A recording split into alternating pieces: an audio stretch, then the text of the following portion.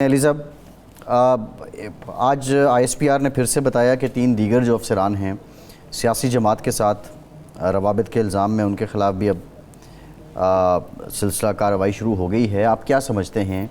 वैसे तो हम पहले भी बात कर रहे थे कि फ़ौज का एक मरबूत निज़ाम है, कड़े एहतसाब का सिलसिला है, पहले भी सज़ा और जज़ा यहाँ से होती रही है, लेकिन ये जो मामला है जनरल फैज़ हमीद साहब वाला और इस तरह जो गिरफ़्तारियाँ हैं, ये कितना गैर मामूली है, माजी से हटके कितना मुख्तलिफ है, और इसके असरात ओवरऑल सिस्टम, जो ओवरऑल सोसाइटी है, समाज है, उस पे क्या होने हैं?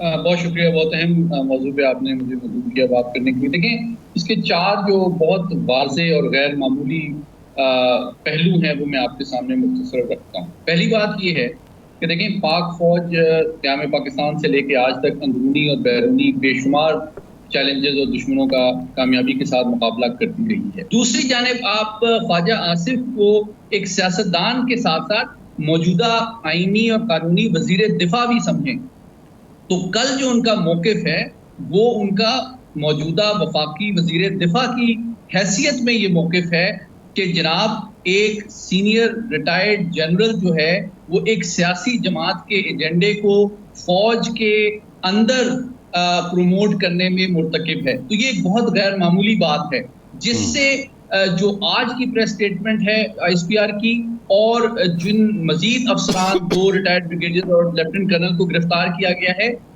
उसका जो सियाको सबाक है वो वाज़ेह होता है। आखिरी और सबसे इम्पोर्टेंट बात मैं मुख्तसर ये कहना चाहता हूँ कि 2.5 साल में PTI ने पहली दफ़ा अपने डिफेंसिव मूव पे वो मजबूर हुई है। 2.5 साल। अच्छा अली साहब जी एग्जैक्टली, अब सवाल ये है, 30 सेकंड में सिर्फ बात मुकम्मल कर लूं। मैं ये कह रहा हूँ कि अग्रेसिव स्टांस था PTI का पिछले 2.5 साल में। अभी आप देखें कि जैसे ही जनरल फैज हमीद की गिरफ्तारी की खबर आई तो किसी PTI के रहनुमा ने उनका दिफा नहीं किया है, बल्कि उससे अपने आप को डिस्टेंस करने की कोशिश की है। तो ये बहुत बड़ा सबक उन तमाम रिटायर्ड अफसरान के लिए है जो किसी किस्म की गलतफहमी रखते हैं कि वो फौज के खिलाफ किसी सियासी जमात के मफादात को अगर आगे बढ़ाएंगे तो ये उनके लिए बड़ी अफसोसनाक मिसाल है। अली साहब, अब मामला ये है कि एक जानिब तो आपने ये बड़ा डिटेल बता दिया कि ये जो अफसरान हैं इनके खिलाफ इंक्वायरी हुई है, इंक्वायरी के बाद अब इनका ट्रायल भी हो रहा है, लेकिन ऑब्वियसली जब ये नेटवर्क है तो इसमें कुछ पॉलिटिशियंस भी होंगे, कुछ सिविल लोग भी होंगे। आइनी माहिरीन ये कहते हैं कि बहुत से आइनी माहिरीन के पाकिस्तान आर्मी एक्ट के तहत सिविलियन का ट्रायल नहीं हो सकता। अभी हालिया जो मिलिट्री ट्रायल वाला मामला है 9 मई के बाद, वो भी आपको पता है पेंडिंग है। तो इस नेटवर्क में जो बाकी लोग हैं, जो पॉलिटिशियन होंगे या दीगर जो अफसरान होंगे, सिविल अफसरान होंगे, उसका क्या तरीक़ाकार होगा? उनको कैसे प्रोसिक्यूट किया जाएगा? बहुत अहम सवाल किया आपने। देखिए, मुख्तसरन इसके 2 पहलू हैं।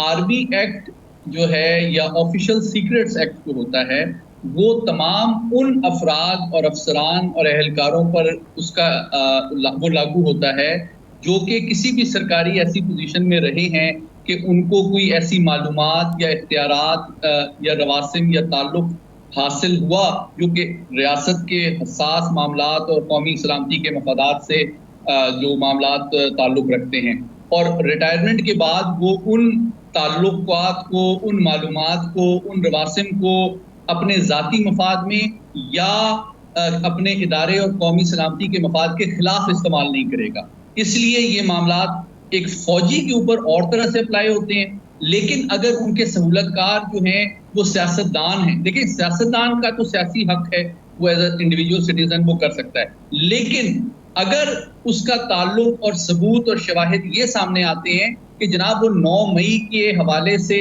फौज और रियासत के खिलाफ फैसलों में, राय साजी में, फैसला साजी में और हमलों की प्लानिंग में मुलव्वस है, तो यकीनी तौर पे वो फिर आर्मी एक्ट और ऑफिशियल सीक्रेट एक्ट के तहत उसको देखा जाएगा और उसको कौमी सलामती के कॉन्टेक्स्ट में देखा जाएगा, कानूनी एतबार से देखा जाएगा। उसको सिर्फ आज़ादी राय या सियासी आज़ादी के तनाजुर में नहीं देखा जा सकता। अच्छा सैयद साहब, ये फरमाएं कि वज़ीर दिफा ख्वाजा आसिफ साहब जो इल्ज़ाम लगा रहे हैं जनरल फैज़ हमीद पर, आपने कहा कि वज़ीर दिफा की हैसियत से लगा रहे हैं कि जी 9 मई के मामलात में, 9 मई के वाक़े को 1.25 साल गुजर गया और सुप्रीम कोर्ट के ऑर्डर जो हैं उसके बाद इंक्वायरी शुरू हुई। अगर वो 9 मई के वाक़यात में मुलव्वस हैं, जिस तरह वज़ीर दिफ़ा साहब फरमा रहे हैं, ये एक सियासी नैरेटिव है उनका, या वाकई उनके पास अगर बात है कोई एविडेंस वगैरह हैं, तो फिर ये 1.25 साल क्यों ताख़ीर की गई, इंतज़ार किया गया कि सुप्रीम कोर्ट कोई आर्डर करे, इंक्वायरी हो और फिर पता चले कि जी 9 मई में फैज़ हमीद साहब सहूलतकार हैं या प्लानिंग में शामिल हैं या साजिश का हिस्सा हैं? इतनी ताख़ीर की वजह क्या है? बहुत अहम सवाल किया शाह साहब आपने। देखिए, इसकी 3 वजूहत हैं। पहली बात ये है कि जो मैं खुद भी ज़ाती तौर पे जानता हूँ और आपके सामने इंकशाफ कर रहा हूँ कि 2.5 साल के दौरान इस तरह के मामलात से मैं वाकिफ़ रहा हूँ, और मैं भी ये सोचता था कि इतना सब्र तहम्मुल और इतना क्यों वेट किया गया। तो उसकी मेरी राय में वजह बुनियादी ये है कि फ़ौज ने फौरी तौर पे कोई जज्बाती फैसला नहीं किया, आइन और कानून से बालातर होकर नहीं किया, और इसको कोई विच हंटिंग या कोई इंतकामी कार्रवाई का रंग वो नहीं देना चाहते थे। उन्होंने 2.5 साल इंतजार इसलिए किया कि तमाम उनके जो सबूत और शवाहिद जब सामने आ जाएं, और फिर इंक्वायरी कमीशन जो है उन तमाम सबूतों और शवाहिद की रोशनी में इन चीज़ों को जब सामने लाया जाए, ताकि फिर जो है सिक्का बंद अंदाज में ये केस साबित हो सके, बजाय ये कि अगर फौरी तौर पे 2.5 साल पहले ये कार्रवाई की जाती तो यूं लगता कि जी ये इंतकामी कार्रवाई की जा रही है, जो कि पीटीआई और जनरल फैज बयानिया बना रहे थे।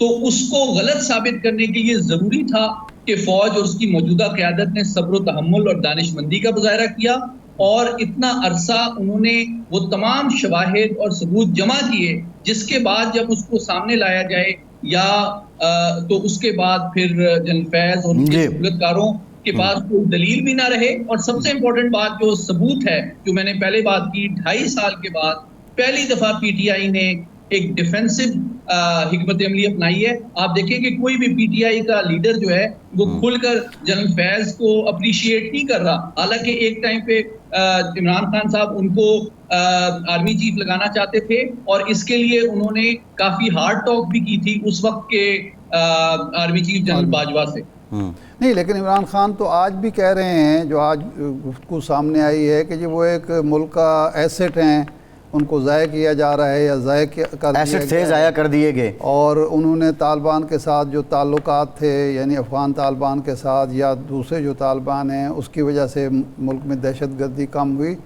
तो उस हद तक तो हाँ, वो ये ज़रूर कह रहे हैं कि मेरा इस मामले से कोई लेना देना नहीं है, लेकिन उसकी तारीफ़ तो आज भी वो कर रहे हैं। देखिए, बहुत अहम सवाल है आपका। इसके 3 पहलू हैं। पहली बात ये कि इमरान खान साहब एक ऐसे अंदाज में उनकी सताइश कर रहे हैं जो कि मैं समझता हूँ उनका एक पर्सनल ऑब्लिगेशन होगा, क्योंकि वो उनके हैंड पिक्ड पसंदीदा तरीन DGI थे। आपको याद होगा कि कई दफ़ा कई बिल पास होने में वो जनरल फैज की मदद उनको दरकार होती थी मेंबरान की तादाद पूरी करने के लिए। इस हद तक उनकी हुकूमत का दारोमदार था जनरल फैज पे। तो यकीनी तौर पे जब जनरल बाजवा ने उनकी तब्दीली का फैसला किया, तो प्राइम मिनिस्टर इमरान खान जो उस वक्त थे, उनको ये बात बहुत गिरां गुजरी, और उन्होंने पूरी कोशिश की कायल करने की जनरल बाजवा को कि जनाब इनको, क्योंकि वो ये समझते थे कि उनके इक़्तिदार की सलामती और सियासी मुस्तक़बिल का मुकम्मल तौर पे दारोमदार जनरल फैज की DGI रहने पे है। और ये बड़ी अफसोसनाक बात है कि आज भी ये बात है। लेकिन देखें, आज पूरा जो इंतजामी ढांचा है पीटीआई का, उसमें से कोई शख्स उनकी खिदमात की तारीफ नहीं कर रहा, उनकी पॉलिसीज को सपोर्ट नहीं कर रहा, उसका दिफा नहीं कर रहा, और ना उनकी जो कंट्रीब्यूशन पीटीआई को इतना बढ़ाने चढ़ाने और फलने फूलने में। ये बात ठीक है, ये बात ठीक है अली साहब। अच्छा, एक और जो डेवलपमेंट है वो डिप्टी सुपरिटेंडेंट अकरम, उनको भी तहवील में लिया गया है, साथ उनके 2 लोग और हैं, उनको भी लिया गया है। ये जो आप नेटवर्क का जिक्र कर रहे हैं, जनरल फैज़, पीटीआई और ये जो जेल के लोग हैं, क्या ये उसी नेटवर्क का हिस्सा हैं या ये अलहदा से कार फरमा थे किसी सिलसिले में? देखिए, जो पीटीआई के बानी हैं वो उनकी हिकमत अमली का हिस्सा ये था कि फौज के अंदर से दबाव डालने के लिए वो जनरल फैज़ और उनसे हमदर्दी रखने वाले चंद अफसरान का सहारा लेते थे ताकि फौज की क़यादत के खिलाफ एक राय साजी फौज के अंदर और रिटायर्ड अफसरान में की जाए।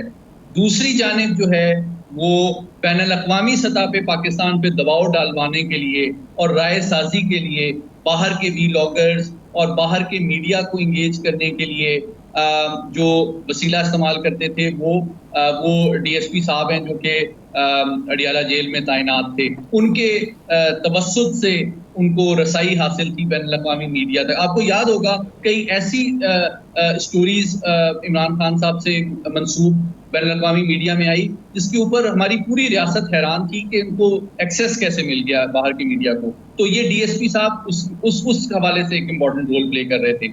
और तीसरी बात अभी जो लेटेस्ट आई है जो कि हमाद अज़हर साहब ने भी रिज़ाइन किया है, वो तीसरा पहलू है कि जनाब मुझे तो खान साहब तक रसाई नहीं है। इससे ये बात तीनों चीज़ों को ऐड करके देखें तो ये साबित होती है कि खान साहब बड़े मैं समझता हूँ ज़बरदस्त तरीके से इनकी एक हिकमत अमली थी कि किसके साथ वो कांटेक्ट में रहेंगे और किसके साथ वो कांटेक्ट में नहीं रहेंगे।